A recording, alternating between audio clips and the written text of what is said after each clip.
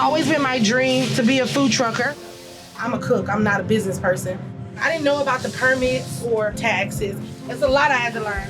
When I started the Hancock Whitney Small Business Matter program, I realized that networking would help me with a lot of things that I didn't know.